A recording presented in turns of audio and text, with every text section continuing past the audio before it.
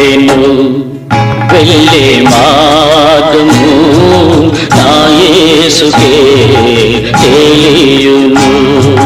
నేను వెళ్ళే మార్గము నా యేసుకే తెలియును.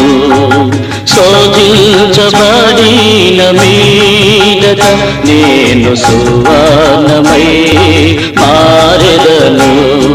శోధించబడిన మీదట నేను సువర్ణమై మారెదను.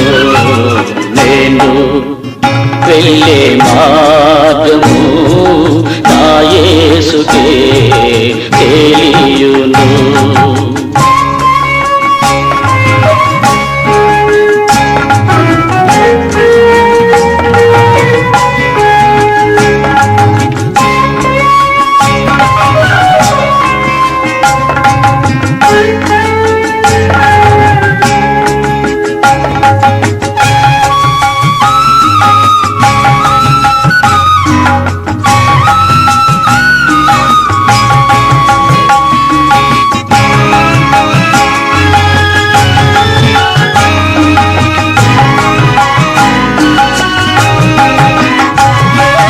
కడలేని కడలి తీరము ఎడమాయ కడకు నా బ్రతుకునా.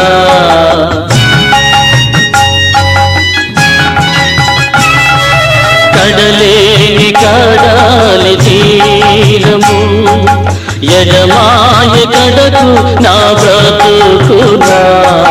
గురిలేని తరుణాన పేరువగా నాగరినే నిలిచేవ నా ప్రభు.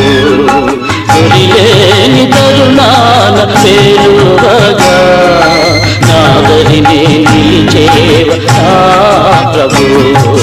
నేను వెళ్ళే మార్గము నా యేసుకే తెలియును.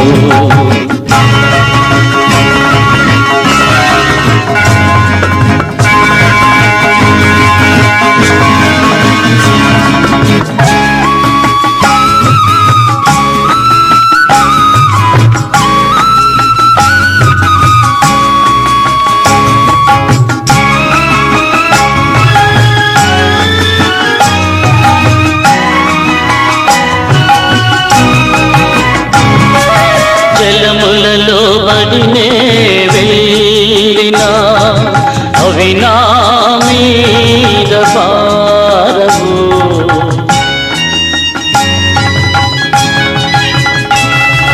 జలములలో బడినే వెళ్ళినా అవి నా మీద పారవు. అగ్నిలో నేను నడచినను జ్వాలలు నన్ను కాల్చచాలవు. అగ్నిలో నేను నడచినను జ్వాలలు నన్ను కాల్చచాలవు. నేను వెళ్ళే మార్గము నా యేసుకే తెలియును.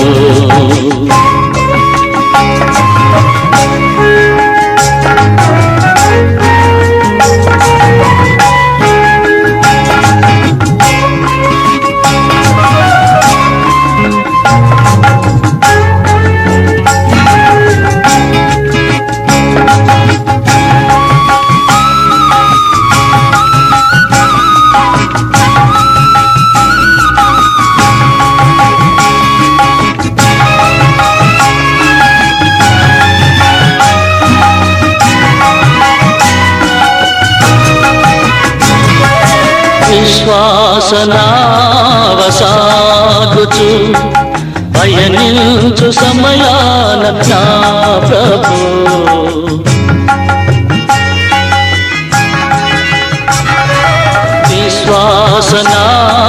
విశ్వాసనావసాగుచు పయనించు సమయాన నా ప్రభు.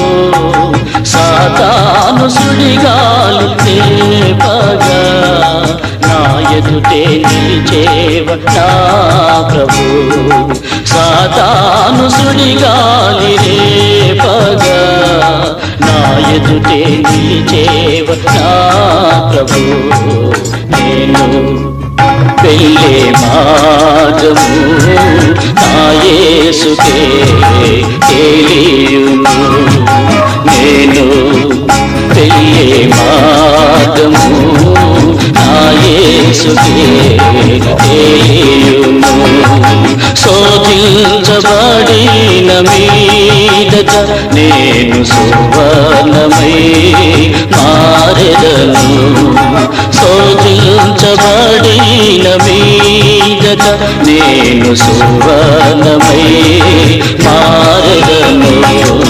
నేను వెళ్ళే మార్గము నా యేసుకే తెలియును. ఈ 73వ కీర్తన మొదటి వచనం చూస్తే, ఇశ్రాయేలు ఎడల 2 శుద్ధ హృదయుల ఎడల నిశ్చయముగా దేవుడు దయాళుడై ఉన్నాడు. ఎవరి పట్ల ఆయన దయ కలిగి ఉంటాడు? 1 తన పిల్లల పట్ల. ఇక్కడ ఏమన్నాడు? ఇశ్రాయేలు ఎడల మరియు శుద్ధ హృదయుల ఎడల.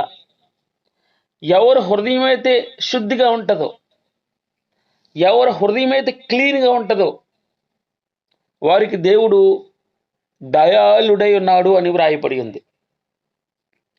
2వ వచనం, నా పాదములు జారుటకు కొంచెమే తప్పెను. మనం కూడా అనేక సార్లు ప్రార్థన చేస్తాం. నా పాదములు జారుటకు కొంచెమే తప్పెను, నా అడుగులు జారసిద్ధమాయును. ఏమనుందమ్మా?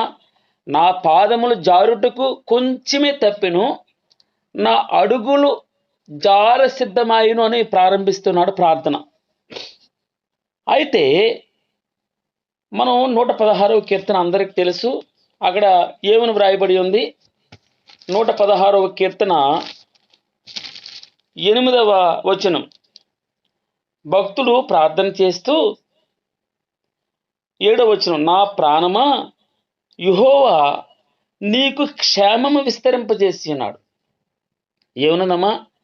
నా ప్రాణమా యెహోవా నీకు క్షేమము విస్తరింపజేసి ఉన్నాడు. నేను రాత్రి నయోముని అడిగాను, అమ్మా నీకు వాగ్దానం ఏమొచ్చింది అని. ఆమె అన్నది, నా ప్రాణమా యెహోవా నీకు క్షేమము విస్తరింపజేసి ఉన్నాడు అన్న వాగ్దానం వచ్చింది. ఎందుకు అని అడిగింది కెజియా. ఎందుకు అడుగుతున్నావు అంకుల్ అంటే, అమ్మా మీ మమ్మీ ఈ మధ్య 2-3 సార్లు సాక్ష్యం చెప్పినప్పుడు, అంతకుముందు చెప్పినప్పుడు బాధతో చెప్పేది. మరి ఈ మధ్య 2 సార్లు సాక్ష్యం చెప్పింది, 2 సార్లు కూడా నవ్వుతూ చెప్పింది, సంతోషంగా చెప్పింది. ఏంటి, ఏం వాగ్దానం వచ్చింది అన్నాడు. అప్పుడు కెజియా అంటది, నా ప్రాణమా యెహోవా నీకు క్షేమము విస్తరింపజేసి ఉన్నాడు. ఆ వాగ్దానాన్ని బట్టి సంతోషం వస్తుంది మా మమ్మీకి అన్నది. నాకు చాలా సంతోషం అనిపించింది. భగవంతుడు ఆయనే వాగ్దానం ఇస్తే, ఆ వాగ్దానాన్ని ఎత్తిపట్టి మనం ప్రార్థన చేస్తే, ఆ వాగ్దానాన్ని మనం స్వతంత్రించుకుంటే చాలా సంతోషంగా ఉంటుంది, ఆనందంగా ఉంటుంది. ఎందుకే దేవుడే భరోసా ఇస్తే ఇంకేంటండి, దేవుడే ఆదరణ ఇస్తే ఇంక మనకేంటి లోటు? మరణం నుండి నా ప్రాణమును, కన్నీళ్ళు విడవకుండా నా కన్నులను, జారి పడకుండా నా పాదములను నువ్వు తప్పించినావు. ఆయనే తప్పించేవాడు. మరణం తప్పించుట యెహోవా వశం అని మనం చదివాం 69వ కీర్తనలో. ఇక్కడ 73వ కీర్తన 2వ వచనంలో, నా పాదములు జారుటకు కొంచెమే తప్పాయి అంటాడు భక్తుడు. అంటే జారి పడిపోవడానికి కొంచెం ఉంటే గోతులో పడిపోయేవాడు, కొంచెం ఉంటే అగాధంలో పడిపోయేవాడిని, చనిపోయేవాడిని. నా పాదములు జారడానికి కొంచెమే తప్పాయి అన్నాడు. అలాగే నా అడుగులు జార సిద్ధమైపోయినాయి, నేను పడిపోవాలని, పడిపోదు నేను, దాని అర్థం. అయితే ఈ ఆశాపు తను కీర్తన రాస్తూ ఒక డౌట్ని ఎక్స్ప్రెస్ చేస్తున్నాడు. 3వ వచనం చూడండి. భక్తిహీనుల క్షేమము నా కంటపడినప్పుడు గర్వించు వారిని బట్టి నేను మత్సరపడుతుని. ఇదేంటి ప్రభువా, నా ఒక్కడికి ఎందుకు వస్తున్నాయి శ్రమ? నేను నీ పరిచర్య చేస్తున్నాను, నీ సేవ చేస్తున్నాను, నువ్వు చెప్పిందల్లా వింటున్నాను, వాక్యం చదువుతున్నాను, ప్రార్థన చేస్తున్నాను, భక్తిగా ఉంటున్నాను, పాపం చేయట్లేదు, అనేకుల కొరకు ప్రార్థన చేస్తున్నాను, నాకెందుకు బాధ? చూడు, వాడు ప్రార్థన చేయడు, వాక్యం చదవడు, చర్చికి రాడు, వానికి క్షేమం నాకు కంటపడుతూ ఉంది. గర్వించు వారిని బట్టి, అంటే వారి క్షేమం కంటపడినప్పుడు నాకు ఏమనిపిస్తుందంటే, గర్వించు వారిని బట్టి నేను మత్సరపడితిని. మరణమందు వారికి యాతన లేవు, వారికి బాధ లేదు, ఏ కష్టాలు లేవు, ఏ ఇబ్బందులు లేవు, అప్పులు లేవు, వడ్డీలు కట్టక్కర్లేదు, అనారోగ్యం లేదు, ఆరోగ్యంగా ఉన్నారు, చాలా చక్కగా ఉన్నారు ప్రభువారు. మరణమందు వారికి యాతన లేవు, వారు పుష్టిగా ఉన్నారు. ఇతరులకు కలుగు ఇబ్బందులు వారికి కలగట్లేదు. ఇంకా కావున గర్వం కంఠహారం వలె వారిని చుట్టుకొనిచున్నది. నన్ను చూస్తున్నారు, ఇదేంటే ఎప్పుడు అప్పులు పోవాలంటావు, అప్పులు అంటూ ఉంటావు, ఈఎంఐ కట్టుకోనకే నీకు చేత కావట్లేదు, ఏసై నమ్ముకునేంటి మీరు, ఏం అభివృద్ధి ఉంది, ఏం అభివృద్ధి ఉంది, ఎప్పుడు బిల్లలు మింగాలి మీరు, ఎప్పుడు ఆసుపత్రికి వెళ్ళాలి, ఎప్పుడు మీ ఇంట్లో అసమాధానమే, ఎప్పుడు మీ ఇంట్లో కష్టమే. మేము చూడు, మా ఇంట్లో ఆ బాధే లేదు, మా ఇంట్లో శ్రమలే లేవు, మా ఇంట్లో అప్పులే ఉండు, మా ఇంట్లో అనారోగ్యం అన్న మాటే ఉండదు. భక్తిహీనులు క్షేమంగా ఉంటున్నారు, భక్తి చేసేవారు ఇబ్బంది పడుతున్నారు, భక్తి చేయని వారు ఆరోగ్యంగా ఉంటున్నారు, కోట్లు సంపాదించి పెడుతున్నారు. కావున గర్వం అంట కంఠహారం వలె వారిని చుట్టుకుంటూ ఉందట, వస్త్రము వలె వారు బలాత్కారం ధరించుకుంటూ ఉన్నారు, క్రొవ్వు చేత వారి కన్నులు మెరకలైపోయాయి. మాటలు గర్వంగా, చూపులు పైకే ఉంటున్నాయి, కింద చూడలేదు వాడు. కొవ్వు చేత చుట్టూరు కొవ్వు వచ్చేసి కళ్ళు కనబట్టలేదు, దాని అర్థం. ఇంకొక విధంగా చెప్తే ఏంటంటే, పొరలు కమ్మాయి, కన్నులు మెరకలైపోయాయి. కావున గర్వము కంఠహారము వలె వారిని చుట్టుకొనుచున్నది, వస్త్రము వలె వారు బలాత్కారము ధరించుకుంటారు, క్రొవ్వు చేత వారి కన్నులు మెరకలైపోయాయి, వారి హృదయాలోచనలు బయటికి కానవచ్చుచున్నవి, ఎగతాళి చేయుచు బలాత్కారము చేత జరుగు కీడుని గురించి వారు మాట్లాడుకుంటూ ఉన్నారు, గర్వముగా మాట్లాడుదురు, ఆకాశము తట్టు వారు ముఖము ఎత్తుదురు, వారి నాలుక భూసంచారము చేయును. అంటే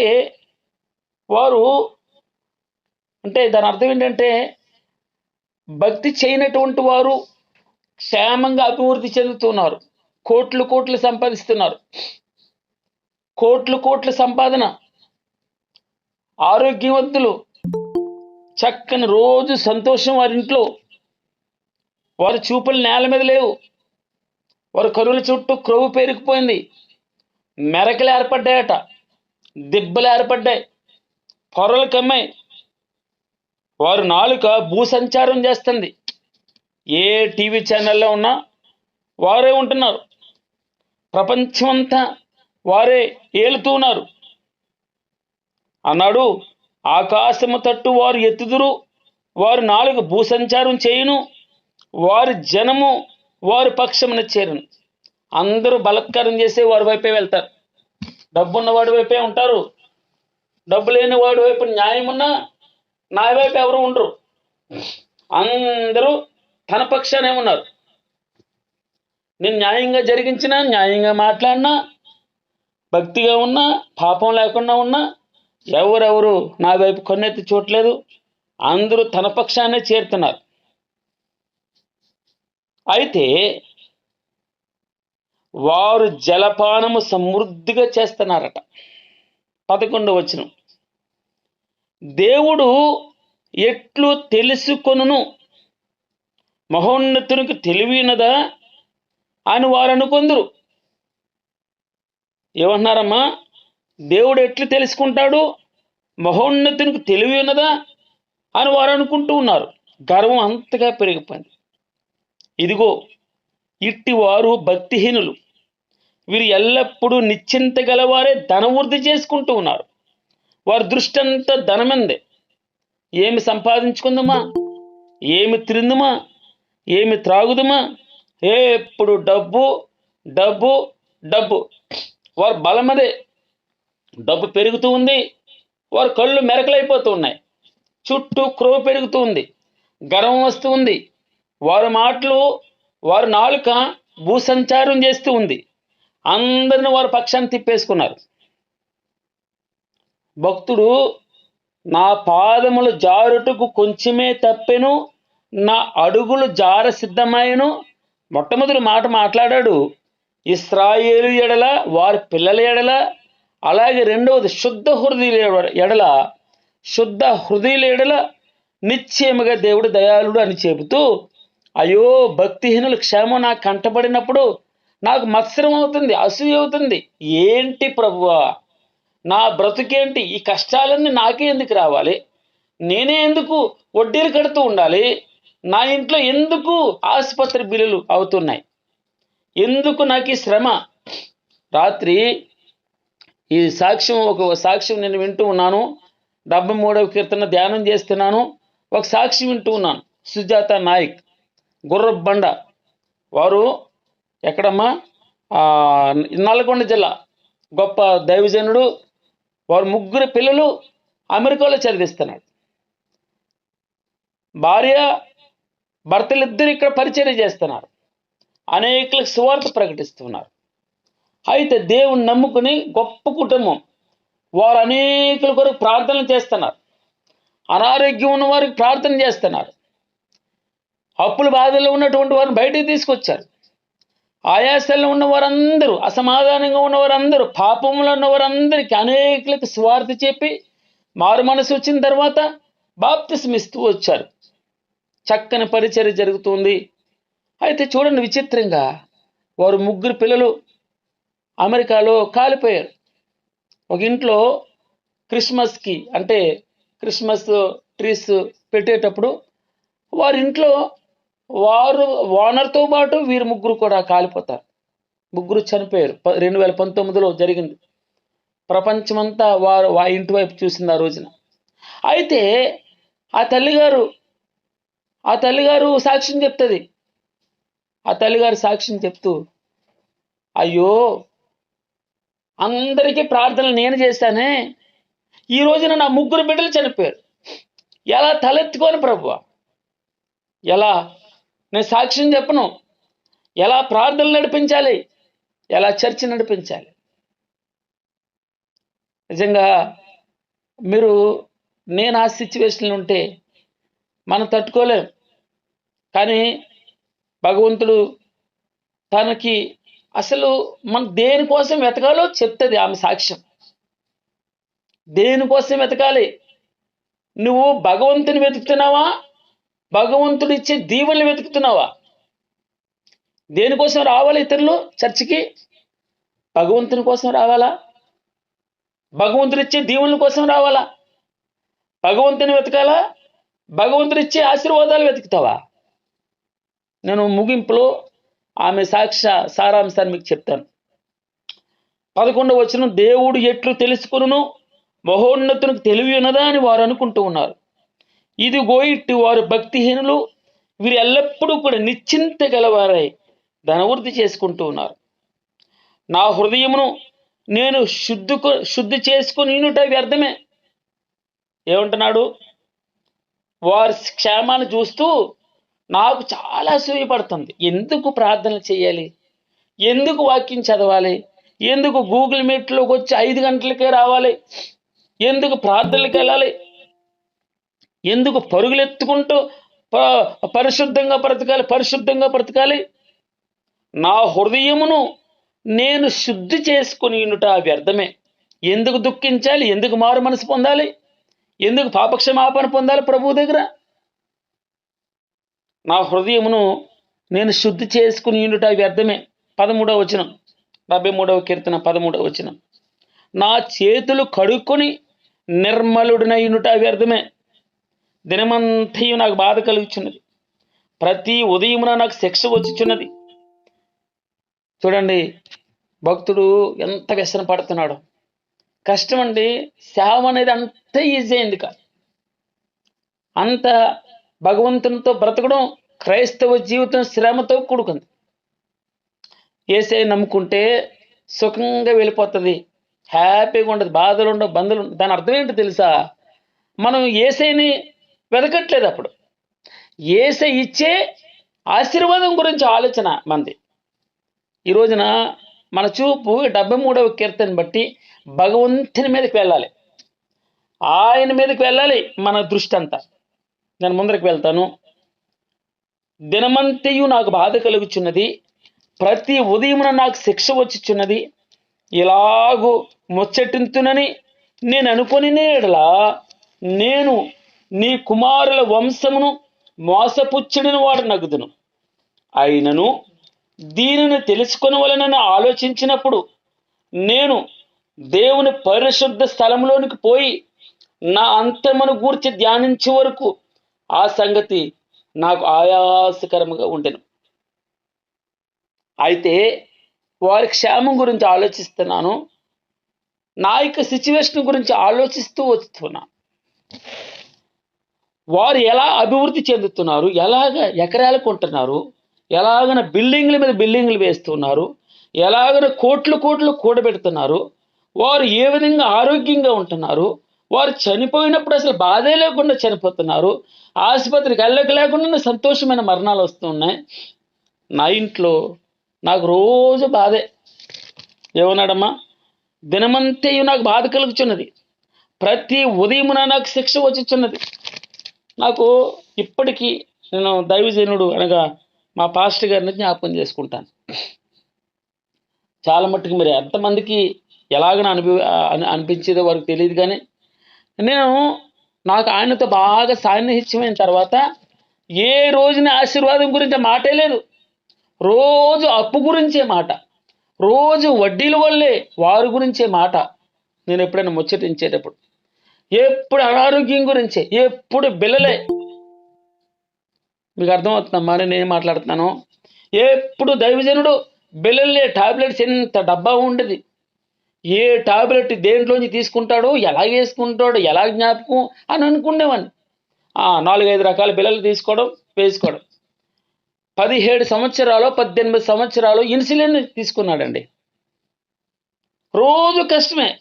దేవుని ఆరాధించట్లేదు, ప్రార్థన చేయట్లేదు, ఉపవాసాలు ఉండట్లేదు, వాక్యం బోధించట్లేదు, పరిచర్య అని చెప్పేసి లక్షలు లక్షలు ఖర్చు పెట్టట్లేదు, దైవజనుడు వస్తే ఎంత ఉంటే అంత ఇవ్వట్లేదు. వారి క్షేమం చూసి మత్సర పడుతున్నాను ప్రభువా, ఆశాపంటాడు. వారు అభివృద్ధి చెందుతున్నారు, నాకేమో రోజు అప్పుల బాధే, రోజు అనారోగ్యం గురించి బాధ, రోజు షుగర్ ఎంత ఉందని చెక్ చేయాలి, రోజు బీపీ ఎంత ఉందో చెక్ చేయాలి, రోజు నా పరిస్థితి. ఒక రోజుని చివరి దశలో ఆయన చనిపోవడానికి ముందు రోజు కాలు ఆ రసలి కారుతూ ఉంటే కండ తీసేస్తున్నారు, మొత్తం సన్నగా అయిపోయి ఒక రోజున దుఃఖపడతాడు. ఆ ఇస్తేరమ్మ గారు తన శరీరం, ఆ కాలు, ఆ కన్నంతా తీసేసి అమ్మ ఇదిగో అయ్యా అంటే ఎముక కనబడుతుంటే విలవల్లాడిపోయి ఏడుస్తాడు. నాకు ఇప్పటికీ ఆ జ్ఞాపకం. షాలోమ్ మేరీ గారు రోజు వచ్చి డ్రెస్ వేస్తూ ఉంటే నిజంగా ఎంతో దుఃఖకరమైనటువంటి వేదన. అయితే మీరు జ్ఞాపకం చేసుకోండి, ఆనాడు భక్తుడు 16వ వచనం, 73వ కీర్తన 16వ వచనంలో ఆయనను దీనిని తెలుసుకొనవలెనని ఆలోచించినప్పుడు, 17వ వచనం, నేను దేవుని పరిశుద్ధ స్థలములోనికి పోయి వారి అంతమును గూర్చి ధ్యానించు వరకు ఆ సంగతి నాకు ఆయాసకరముగా ఉండెను. ఇంతవరకు బాణం దీన్ని వచనాలు చదవ మన 17 వచనాలు 16 వచనాలు చదువుతూ ఉంటే వారు గర్వం ఎలాగుంది, వారు కన్నుల క్రింద మెరకలైపోయిన క్రొవ్వు, డబ్బు సంపాదన. వారు ఏమో ఆరోగ్యంగా ఉన్నాయి, వారి ఆరోగ్యాలు, వారి ఇల్లు కలకల్లాడుతున్నాయి. నేనేమో రోజు రోజు కృషించిపోతున్నాను, రోజు రోజు అప్పుల బాధతో ఇబ్బంది పడుతున్నాను. ప్రతి ఓడు ఏలెత్తి తిట్టడమే, ప్రతి ఓడు ఎంత మాట వస్తే నోటికి అంత మాట, ఒకడు నోటికి ఎంత మాట వస్తే అంత మాట అన్నాడు దైవజనుని. అంత తల్లిని కూడా తిట్టిన రోజుని తాను తట్టుకోలేక 700 గజాల స్థలం అండి, ఆయన ఆ 2 లక్షలు అప్పు ఇవ్వాలని ఆయన మాట పడలేక ఎవరిని సంఘస్థులను ఆలోచించాడు, ఎవడికో రాసేశాడు. వాడు మోసం చేస్తాడు. సరే, ఈ తర్వాత మనకు తెలిసినటువంటి సంగతులే. అయితే భగవంతుడు ఇదంతా అయిపోయిన తర్వాత దీని అంతం ఏంటో తెలుసుకోవాలి. పరిశుద్ధ మందిరానికి వచ్చాడు. ఏంటి ప్రభువా ఈ సంగతి ఏంటి అని అడిగితే, నేను దేవుని పరిశుద్ధ స్థలంలోనికి పోయి వారి అంతమును గురించి ధ్యానించే వరకు ఆ సంగతి నాకు ఆయాసకరంగా ఉంది. నిశ్చయముగా స్తోత్రం ప్రభా. ఈ మాట చూడండి, ఎంత గంభీరమైన మాట. 18వ వచనం, నిశ్చయముగా నీవు వారిని కాళ్ళు జారు చోటునే ఉంచినావు, వారు నశించినట్లు వారిని పడవేచున్నావు. అర్థమైందమ్మా? వారు నిశ్చయముగా కాళ్ళు జారు చోటున ఉన్నారు, మిద్ది మీద ఉన్నారు, మేడ మీద ఉన్నారు, పెట్టగోడ అంటామే, పెట్టగోడ మీద కరెక్ట్గా ఫ్రాక్షన్ ఆఫ్ సెకండ్లో వారు కాళ్ళు జారిపోద్ది. మనం వాక్యం చదవం 2వ వచనంలో, నా పాదములు జారుటకు కొంచెమే తప్పిపోయి అని నేను అనుకుంటున్నాను. నేను గోతులో పడిపోతున్నానని నేను అనుకుంటున్నాను. నేను అగాధంలో పడిపోతున్నాను, నరకంలో పడిపోతున్నాను, శ్రమలో అయిపోయాను, అప్పుల పాలైపోయాను, ఇబ్బంది అయిపోయాను, ఏమేలు కట్టలేకపోతున్నాను, ఆ బాధల్లో ఉన్నాను. నేను చనిపోవడానికి సిద్ధంగా ఉన్నాను, నా కాలు జారిపోవడానికి సిద్ధంగా ఉందని నేను అనుకుంటున్నాను. 2వ వచనం, నా అడుగులు జారి సిద్ధమైపోయినాయి అనుకుంటున్నాను నేను. అయితే కాదు, నీ అడుగులు జారవు. ఆయన 116వ కీర్తన మనం చెప్పి మరణం నుండి తప్పించడానికి కన్నీళ్ళు విడవకుండా నీ కనుల్ని తప్పిస్తున్నాడు, జారి పడకుండా నీ పాదములు తప్పిస్తున్నాడు. మరణానికి నిన్ను అప్పచెప్పట్లేదు, మరణం తప్పించట యెహోవా వశం. నేను దేవుని పరిశుద్ధ స్థలంలోకి పోయి ఏంటి వారి అంతం ఏంటి, నా అంతం ఏంటి అని ధ్యానించే వరకు ఆ సంగతి నాకు మనసే రాలేదే. అయ్యో భగవంతుని ఎంత తప్పు చేశాను నేను, ఆయన పట్ల ఇదిగో వారికి క్షేమాన్ని ఇస్తున్నాం అని నేను అనుకున్నానే. కానీ కాదు, నిశ్చయముగా వారిని కాలు జారు చోటని ఉంచినావు.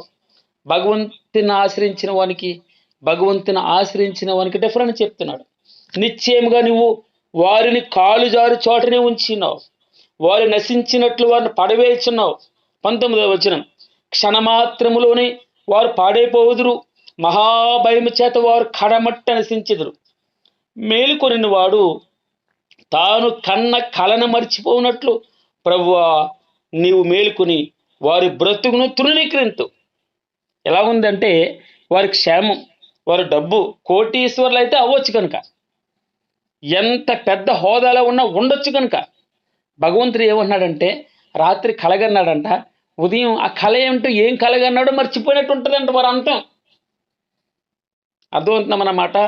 కలగని ఆ ఉదయం ఏం కలగన్నాను నేను రాత్రి, జ్ఞాపకానికి రావట్లేదే అనుకున్నంతగా ఆ భక్తిహీనుడు, భగవంతుని ఎరగనివాడు, భగవంతుని మీద ఆశ లేనివాడు అలాగుంటారని. ఎంత డబ్బు సంపాదించినా, వాడి కళ్ళ కింద మెరకల కింద క్రొవ్వు వచ్చేసినా, భయంకరమైన దేవుడేడి, మహోన్నతుడు ఎక్కడున్నాడు, ఉంటే వీళ్ళు ఎందుకు బాధపడుతున్నారు, వీరెందుకు ఈ పరిస్థితి ఉంది, దేవుణ్ణి నమ్ముకుంటే వారి గత్యంతరం ఏంటి, దేవుణ్ణి నమ్ముకుంటే 3 పిల్లలు అలారుమూతుగా పెంచుకున్నటువంటి వారు ఒకేసారి కాలిపోతారా? గుర్రం బండలో శ్రీనివాస నాయకుని అడిగిన ప్రశ్న. దేవుని నామమునకు మహిమ కలుగును గాక. నిశ్చయముగా నువ్వు వారిని కాలు జారు చోటు నుంచావు. వారు జస్ట్ ఇలా కాలు జారితే నరకానికి వెళ్తారు. నా కాలు జారకుండా నువ్వు పట్టుకున్నావు ప్రభువా. నా కాలు జారట్లేదు, నా ప్రాణాన్ని మరణానికి అప్పచెప్పట్లేదు, నా కన్నులు కన్నీళ్ళు విడవకుండా నన్ను తప్పిస్తున్నావు. వారు మేలుకున్నప్పుడట రాత్రి ఏం కలగన్నారు అది మర్చిపోయినట్లు నేను వాళ్ళని మర్చిపోతాను, కానీ నిన్ను మర్చిపోను, నిన్ను విడువను, సదాకాలం నువ్వు నాతో ఉంటావు అంటాడు భగవంతుడు. ఇది సారాంశం. మనం చూద్దాం 21వ వచనం. నా హృదయము మత్సరపడిను, నా అంతరంద్రియములో ఏమంటామా, నా హృదయము మత్సరపడిను, నా అంతరంద్రియములో నన్ను వ్యాకుల పడితేనే నేను తెలివిలేని పశుప్రాయుడిని అయిపోయాను ప్రభా, నేను తెలివిలేని పశుప్రాయుడిని అయిపోయాను, నీ సన్నిధిని మృగం వంటి వాడినయ్యాను. దారుణంగా ఆలోచించాను, పశువులాగా ఆలోచించాను. నువ్వు ఇచ్చే భద్రతని, నువ్వు ఇచ్చే కాపుదలని, నువ్వు ఇచ్చేటటువంటి క్షేమాన్ని నేను తక్కువగా అంచనా వేసుకున్నాను, ఇతరులతో పోల్చుకున్నాను, మత్సరపడిపోయాను. వారు డబ్బు పెరుగుతుంది, వారు చక్కగా ఉంటున్నారు, వారు బలంగా ఉన్నారు, వారు కళ్ళు మెరకలైపోయి వారు బాధే లేదు, వారికి శ్రమే లేదు అని నేను ఏదేదో అనుకుంటున్నాను. నా ప్రభువా, నువ్వు నన్ను నీ ప్రేమ నాయనా, కన్నీళ్ళు విడవకుండా నా కన్నులను, జారి పడకుండా నా కాళ్ళను, మరణానికి అప్పచెప్పకుండా నా ప్రాణాన్ని నువ్వు తప్పించవని నాకు ఇప్పుడు అర్థమవుతుంది. నా అంతం పరిశుద్ధ ఆలయానికి వచ్చి నీ ఆలయంలో కూర్చొని నన్ను నేను ఆలోచన చేసుకుంటే నా అంతం ఎట్లున్నది, వారంతం ఎట్లున్నది. వారి అంతమట నిశ్చయముగా వారు కాలు జారు చోటని ఉంచి ఉన్నావు. నేను ఆలోచన చేయలేదు ప్రభా, పశుప్రాయాన్ని అయిపోయాను. ఏమన్నాడమ్మా 23వ వచనంలో, అయినను క్షమించండి 21వ వచనం. నా హృదయము మత్సరపడ్ను, వారి మీద అసూయపడ్డాను, నా అంతరంద్రియములో నేను వ్యాకుల పడ్డాను, నేను తెలివిలేని పశుప్రాయాన్ని అయ్యాను. నేను తెలివిలేని పశుప్రాయాన్ని అయిపోయాను ప్రభా, దయతో నన్ను క్షమించి. నేను మృగం వంటి వాడిని అయ్యాను. దారుణంగా ఆలోచించాను, నీ ప్రేమను తక్కువ అర్థం చేసుకున్నాను. నీ ఇంత ప్రొటెక్షన్ ఇస్తుంటే నేను తక్కువగా అంచనా వేశాను ప్రభా. అయితే భక్తుడు అడుగుతాడు కదా, నేను ఎంతవరకు ఆశీర్వాదం గురించి ఆలోచించాను, నువ్వు ఇచ్చే బహుమతుల గురించి ఆలోచించాను, నాకు కళ్ళు కనపడలేదు. ఒక రోజుని ఈ యొక్క సారాంశం చెప్పకుండా దీన్ని ముగించాలని నేను ఇష్టపడలేదు. ఒక రోజుని ఒక రాజుగారు ప్రకటన చేస్తాడు, మీకు ఏది కావాలంటే అది పట్టుకెళ్ళండి. భూములు కావాలా, డబ్బు కావాలా, బంగారం కావాలా, వైడూర్యాలు కావాలా, ఏది కావాలంటే అది ఉచితం. ఈరోజు రండి, భూమి పేపర్లు పట్టుకెళ్ళండి, వజ్రాలు పట్టుకెళ్ళండి, వైడూర్యాలు పట్టుకెళ్ళండి, బంగారం కావాలా పట్టుకెళ్ళండి, వెండి కావాలంటే పట్టుకెళ్ళండి. అందరూ వస్తున్నారు, ప్రపంచం ఆ రాజ్యం వాసులందరూ వచ్చారు. ఎవరికి ఇష్టం వచ్చింది వారు పట్టుకెళ్ళిపోతున్నారు. కొంతమంది ఆవులను పట్టుకెళ్తున్నారు, కొంతమంది గేదెలను పట్టుకెళ్తున్నారు, కొంతమంది బంగారాన్ని పట్టుకెళ్తున్నారు, డబ్బు పట్టుకెళ్తున్నారు. అయితే ఒకడు వచ్చాడు, పిచ్చోడు అనమాటాడు. వాడు వచ్చి, రాజా నువ్వు నా ఇంటికి వచ్చే అన్నాడు. ఇంక తప్పదు, ఆయన అన్నాడు మీకు ఏది ఇష్టం అది పట్టుకెళ్ళిపోమన్నాడు. ఒకడు వచ్చాడు, రాజుగారు చేయి పట్టుకున్నాడు, నా ఇంటికి వచ్చే అన్నాడు. అప్పుడు రాజు అడిగాడు, ఇక్కడ బంగారం ఉంది, వజ్రాలు ఉన్నాయి, భూములు ఉన్నాయి, ఆస్తి ఉంది, అంతస్తుంది, ఇల్లున్నాయి, ఏది కావాలంటే అది పట్టుకెళ్ళవచ్చు కదా, అన్ని ఉచితం అన్నాను కదా, నన్నేం చేసుకుంటాం అన్నాడు. ఈ మాట మీకు అందరికి తెలుసు. అప్పుడు ఆ వ్యక్తి అంటాడు, అయ్యా రాజు నా దగ్గర ఉంటే, రాజు నా దగ్గర ఉండదు, రాజే నా ఇంట్లో ఉంటే రాజు భోజనం నా ఇంటికి వస్తుంది కదా, రాజు నాతో ఉంటే రాజుకున్న ఆస్తి అంతా నాదవుతుంది కదా, రాజ్య సింహాసనం నా ఇంట్లో ఉంటుంది కదా. కోరుకుంటే, అందుకే అంటారు కదా, కొడితే కుంభస్తంభాలను కొట్టాలి, కొడితే కుంభస్థలాన్ని కొట్టాలి. అడిగితే అన్నిటికంటే మేలైనది రాజుని అడిగాడు. రాజుని ఇంటికి తీసుకెళ్తున్నాడు, రాజ్యం అతనిది అయిపోయింది. రాజుతో పాటు ఇతను కూడా రాజభోజనం, రాజమార్గం, రాజసింహాసనం, రాజు కూర్చున్న రథం, రాజు గుర్రాలు, చుట్టూ ప్రొటెక్షన్. మనం అడిగితే భగవంతుని అడగాలి. భగవంతునిచ్చే ఆశీర్వాదాలు, బంగారం అడిగితే బంగారంతోటే ఉంటాం మనం, డబ్బు ఉంటే డబ్బుతోటే ఉంటుంది. ఆయన ఉంటే అన్నీ వస్తాయి, ఆయనతో పాటు సుఖం వస్తాడు. తప్పించడానికి, శత్రువు నుంచి తప్పించడానికి సైన్యం ఉంటుంది మన వెనకాల. నేను తెలివిలేని పశుప్రాయాన్ని అయిపోయాను, నీ సన్నిధిని మృగం వంటి వాడిని నేను ఆలోచన చేస్తాను. అయ్యో ఎంత తప్పు చేశాను. అయినను 23వ వచనం, అయినను నేను ఎల్లప్పుడూ నీ యొద్ద ఉన్నాను ప్రభు. నా కుడి చెయ్యి నువ్వు పట్టుకుని ఉన్నావు. చాలు, నా కుడి చెయ్యి నువ్వు పట్టుకుని ఉన్నావు. బాధ వస్తే ఏంటి, కష్టం వస్తే ఏంటి, ఇబ్బంది వస్తే ఏంటి, ఇరుకులు వస్తే ఏంటి, నీ ఆలోచన చేతను నడిపించదు. తరువాత మహిమలో నువ్వు నన్ను చేర్చుకుంటావు. ఆకాశమందు ప్రభు, ఈ మాట 2023లో కొన్ని వేల సార్లు ఉచ్చరించాను నా నోటి ద్వారా. కొన్ని వేల సార్లు ఏ ప్రసంగం లేని మాట పలకుండా నేను నా ప్రసంగాన్ని ముగియలేదు. ఆకాశమందు నీవు తప్ప నాకెవరున్నారు? నీవు నాకుండగా లోకంలోనిది ఏది నాకు అక్కర్లేదు ప్రభు. నా శరీరం, నా హృదయం క్షీణించిపోయినా కూడా దేవుడు నిత్యము నా హృదయమునకు ఆశ్రయదుర్గమును శ్వాసమే అన్నాడు. ఏమన్నాడమ్మా? ఆకాశమందు నీ తప్ప నాకెవరున్నారు? నీవు నాకుండగా లోకంలో ఏది నాకు అక్కర్లేదు ప్రభు. నా శరీరం, నా హృదయం క్షీణించిపోయినా దేవుడు నిత్యము నా హృదయమునకు ఆశ్రయదుర్గమును శ్వాసమునై ఉన్నాడు. విలాపవాక్యములు 3:22లో యెహోవా కృపగలవాడని వ్రాయబడింది.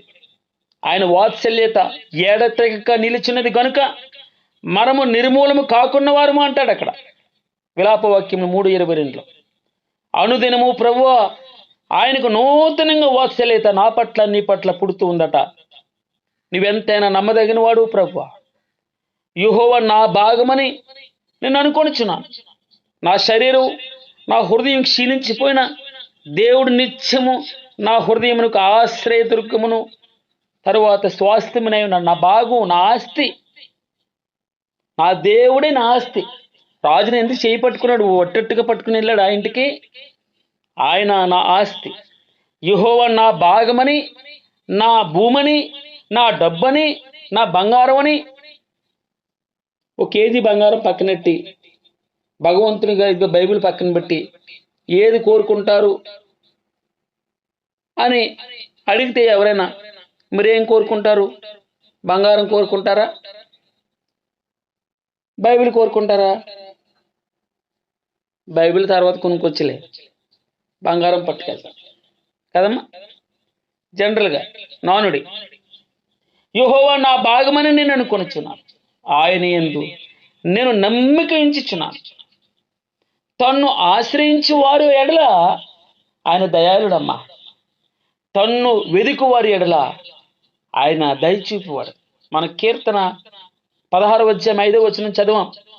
యెహోవా నా శ్వాస భాగం, యెహోవా నా పానీయ భాగం, నీవే నా భాగమును కాపాడుచున్నాడు. యెహోవా నా పానీయ భాగం, యెహోవా నా శ్వాస భాగం, నీవే నా ప్రాణమును కాపాడుచున్నావు. నీవే ప్రభువా నా ప్రాణమును కాపాడుచున్నావు. 62వ కీర్తన 5వ వచనంలో, నా ప్రాణమా దేవుణ్ణి నమ్ముకొని మౌనంగా ఉండు. ఆయన వలననే నాకు నిరీక్షణ కలుగుతూ ఉంది. ఆయనే నా ఆశ్రయదుర్గం, ఆయనే నా రక్షణాధారం, నా ఎత్తైన కోట ఆయనే. నేనంతగా కదిలింపబడు. నా రక్షణకు, నా మహిమకు దేవుడే ఆధారం. నా బలమైన ఆశ్రయదుర్గం, నా ఆశ్రయం దేవుని యందే ఉన్నది. ఎల్లప్పుడూ ఆయన యందు నమ్మిక ఉంచండి నీకు నాకు ఆయన చెప్తాడు భక్తుడు. నా శరీరం, నా హృదయం క్షీణించిపోయినా దేవుడి నిత్యము నా హృదయమునకు ఆశ్రయదుర్గమును స్వాస్థ్యమునై ఉన్నాడు. నువ్వెంతైనా నమ్మదగిన వాడు ప్రభా. యెహోవా నా భాగమని నేను అనుకొనుచున్నాను. ఆయన యందు నేను నమ్మికించుకొనుచున్నాను. యెహోవా కృపగలవాడు, ఆయన వాత్సల్యత ఎడతెగక నిలుస్తూ ఉంది. కనుక నీవు నేను నిర్మూలము కాకున్న వారు అనుదినము ఆయనకి నూతనంగా వాత్సల్యత పుడుతూ ఉంది. నా అంతం ఎట్లుండునో, నా అంతం ఎట్లుండునో అని ఆలోచన చేస్తే వారు నిశ్చయముగా వారిని కాళ్ళు జారు చాటునే ఉంచావు ప్రభు. నా మరణం నుండి నా ప్రాణాన్ని తప్పించావు. కన్నీళ్ళు విడవకుండా నా కాళ్ళని తప్పించావు. మరణం నుండి నా ప్రాణాన్ని తప్పించావు. కన్నీళ్ళు విడవకుండా నా కనులను తప్పించావు. జారి పడకుండా నా పాదములు నువ్వు తప్పించావు ప్రభు. సజీవులున్న దేశంలో యెహోవా సన్నిధిని నేను కాలము గడుపుతును. నేను అలాగను మాట్లాడి నమ్మకించుకున్నాను. నేను అవును మిగులు బాధపడిన వాడును, తొందరపడ్డాను. ఏ మనుషుడు నమ్మదగిన వాడు కాదనుకున్నాను. వారు ఏంటి ప్రభువా అలాగే విస్తరిస్తున్నారు? వారు మరణించేటప్పుడు కూడా అసలు బాధే లేదు. వాళ్ళకి అప్పులు బాధ లేదు, అనారోగ్యం బాధ లేదు, దేని గురించి బాధపడలేదు.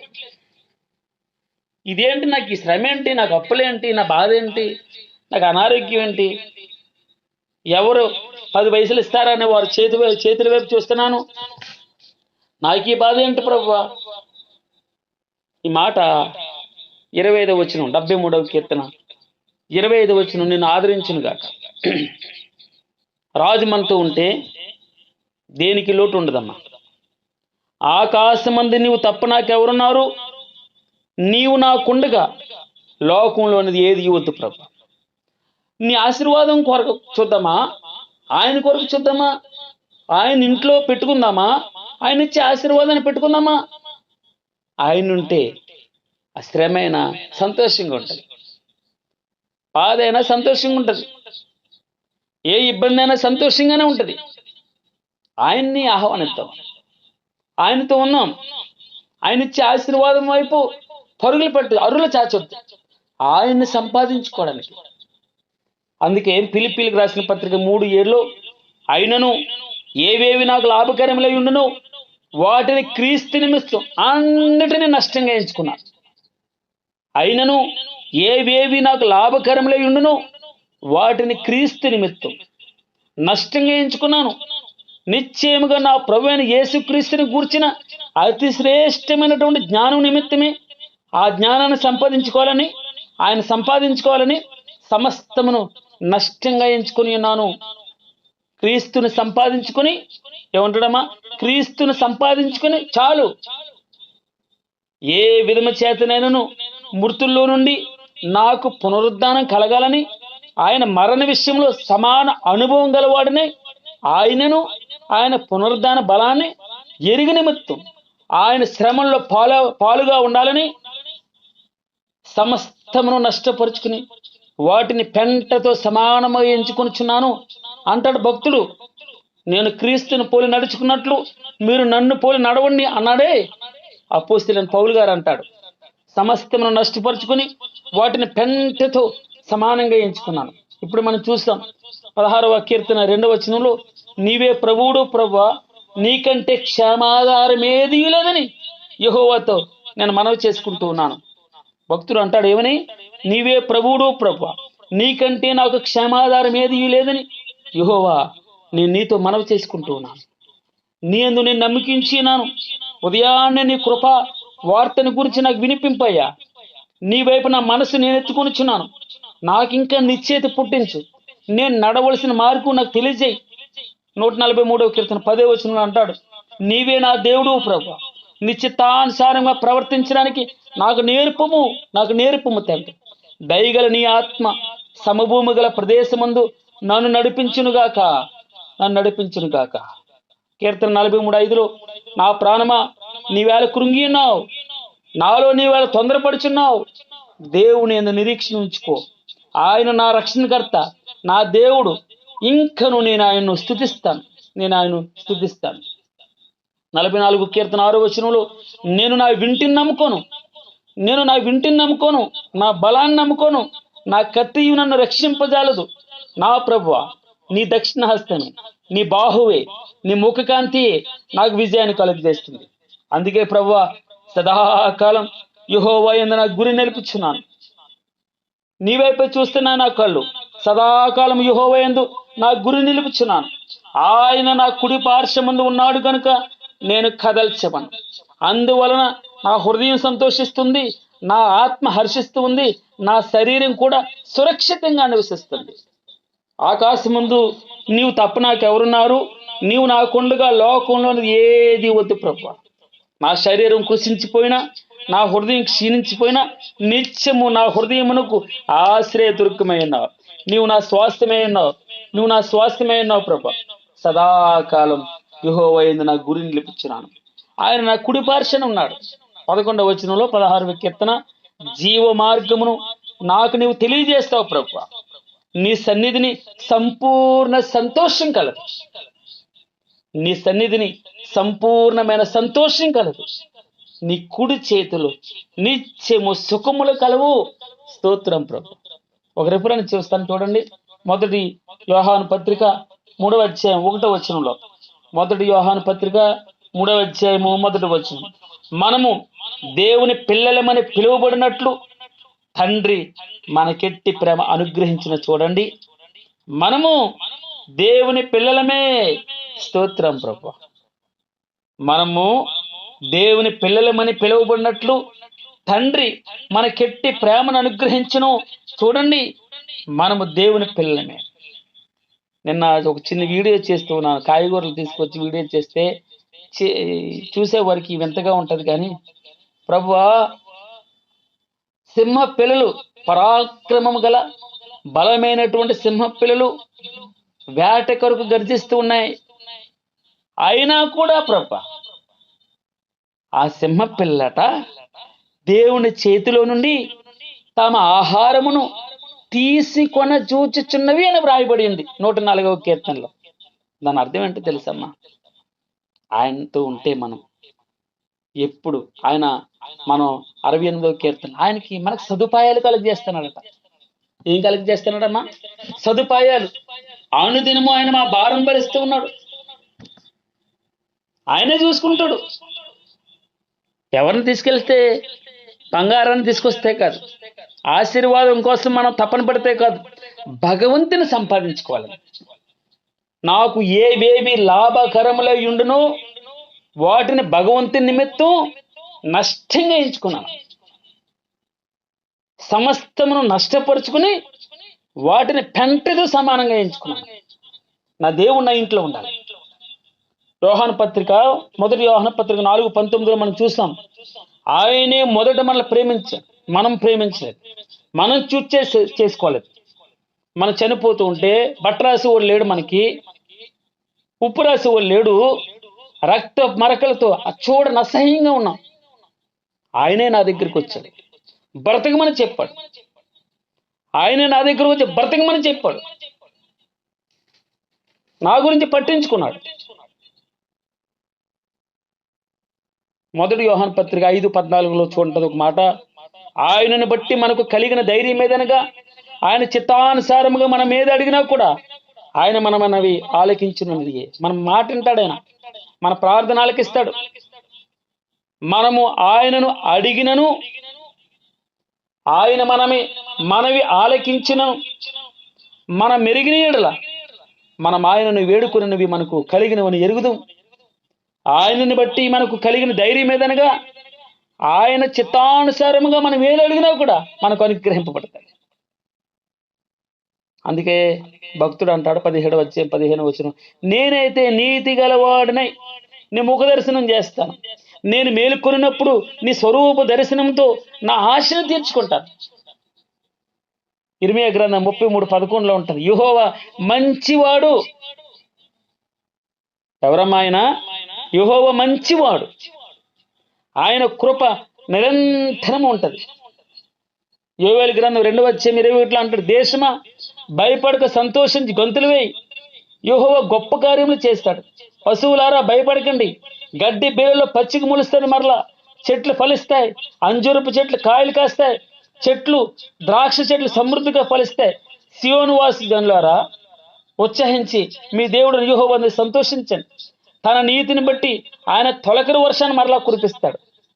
వాన కురిపించి పూర్వ మందు వలె తొలకరి వర్షాన్ని, కడవరి వర్షాన్ని మీకు అనుగ్రహిస్తాడు. కొట్లు ధాన్యంతో నిండిపోతాయి. క్రొత్త ద్రాక్షారసం మీ ఇంట్లోకి వస్తుంది, క్రొత్త తైలం మీ ఇంట్లోకి వస్తుంది, గానుగులకి పైగా పొర్లు పారుతుంది. అందుకే భక్తులు మనం అంతా చూసామే, హబక్కు గ్రంథం 3వ అధ్యాయం 17వ వచనంలో 16వ వచనం చూద్దాం. నా అంతరంగం కలవరపడుచున్నది, ఆ శబ్దమునకు నా పెదవులు కదులుచున్నాయి, నా ఎముకలు కుళ్ళిపోయి నా కాళ్ళు వణుకుతూ ఉన్నాయి, అసలు ఆధారమే లేదు, జారిపోవడానికి సిద్ధంగా ఉన్నాను, పడిపోవడానికి సిద్ధంగా ఉన్నాను. వారు చక్కగా క్షేమంగా ఉన్నారు. అయితే పశుప్రాయణ ప్రభువా, ఏదో ఆలోచన చేశాను, మనిషిని కదా తండ్రి, అంజూరపు చెట్లు పూయకుండాను, ద్రాక్ష చెట్లు ఫలింపకపోయినను, ఒలీవ చెట్లు కాపులేక ఉండినా, చేనులోని పైరు పంటకు రాకపోయినా, గొర్రెల దొడ్డులు లేకపోయినా, సాల్లో పశువులు లేకపోయినా, నేను యెహోవా యందు ఆనందించదును. నా రక్షణకర్త అయిన నా దేవుని యందు నేను సంతోషిస్తాను. ఎందుకో తెలుసా? ఆయన నా స్వాస్థ్యం. ఆకాశమందు నీవు తప్ప నాకెవరున్నారు? నీవు నాకుండగా లోకంలో ఏది నాకు అక్కర్లేదు ప్రభా. నా శరీరం కృషించిపోయినా, నా హృదయం కృషించిపోయినా, నిత్యము నా హృదయమునకు ఆశ్రయదుర్గమై ఉన్నావు. నువ్వు నిత్యము నువ్వు నాకు ఆశ్రయదుర్గమై ఉన్నావు ప్రభా. యెహోవా కృప గలవాడు, ఆయన వాత్సల్యత ఏడతెగక నిలిచినది కనుక నేను నిర్మూలం కాకున్నవాను. అనుదినం ప్రభా నా పట్ల నూతనంగా నీకు వాత్సల్యత పుడుతూ ఉంది. నీవెంతైనా నమ్మదగిన వాడువు తండ్రి. యెహోవా నా భాగమని నేను అనుకొనుచున్నాను. 16:5లో యెహోవా నా స్వాస్థ్య భాగం, నా పానీయ భాగం, నీవే నా భాగమును కాపాడుచున్నావు. మనోహరమైన స్థలముల్లో నాకు పాలు ప్రాప్తిస్తూ ఉంది, శ్రేష్టమైన స్వాస్థ్యం. భగవంతుడే నాకు భాగంగా ఉన్నావు. చాలు ప్రభా. ఇది నా అంతం. నేనేమనుకున్నాను, పశుప్రాయుణ్ణి అయిపోయాను, మృగం వంటి వాడిని ఆలోచన చేసి మత్సరపడ్డాను, అసూయపడ్డాను. వారింట్లో అప్పులు లేవేంటి, వారింట్లో ఆయాసాలు లేవేంటి, వారు అనారోగ్యంగా లేరేంటి, ఏదేదో మాట్లాడాను ప్రభు. తప్పు చేశాను తండ్రి, క్షమించు. 27వ వచనం, నిన్ను విసర్జించి వారు నశించెదరు, నిన్ను విడిచి వ్యభిచరించి వారిని అందరినీ నువ్వు సంహరించెదవు. నాకైతే ఈ మాట చెప్పేసి చాలా సమయం అయిపోయింది, ప్రార్థనలోకి వెళ్దాం. నాకైతే దేవుని పొందు ధన్యకరం. అర్థమవుతుందమ్మా ఈ మాట? నాకైతే దేవుని పొందు ధన్యకరం. అంటే దేవుని పొందు అంటే ఏంటో తెలుసమ్మా? దేవుని కౌగిలి. మనం చూసాం కదా, మనమాట చిన్న పిల్లలమాట. మనము మొదటి యోహాను పత్రికలో మనము దేవుని పిల్లలమని పిలువబడినట్లు తండ్రి మనకి ఎట్టి ప్రేమను అనుగ్రహించినో చూడండి. మనము దేవుని పిల్లలమే. ఆయనే మొదట మనల్ని ప్రేమించాడు, మనం ప్రేమించలేదు. ఆయన ప్రేమించాడు గనుక మనం ప్రేమిస్తున్నాం. నాకైతే దేవుని పొందు. మనం ఎవరు పొందు ఉండకూడదు? లోకం కౌగిల్లో ఉండకూడదు, డబ్బు వైపు వెళ్ళకూడదు, భగవంతుని పొందులోనే ఉండాలి, భగవంతుని కౌగిల్లో ఉండాలి, పిల్లలాగా ఇమిడిపోవాలి. ఆకాశమందు నీవు తప్ప నాకెవరున్నారు? లోకంలోనిది నాకు ఏది వద్దు, నీవు నాకుండగా లోకంలోని ఏది నాకు అక్కర్లేదు. నా శరీరం కృషించిపోయినా, నా హృదయం క్షీణించిపోయినా, నిత్యము నా హృదయమునకు ఆశ్రయ దుర్గమును స్వాస్థ్యమని అన్నాడు. మనం కోరుకుంటే రాజును కోరుకోవాలి. గాడ్ బ్లెస్ యూ అమ్మా. అనేకమైన ప్రార్థన అవసరతలు ఉన్నాయి. మన మధ్యలో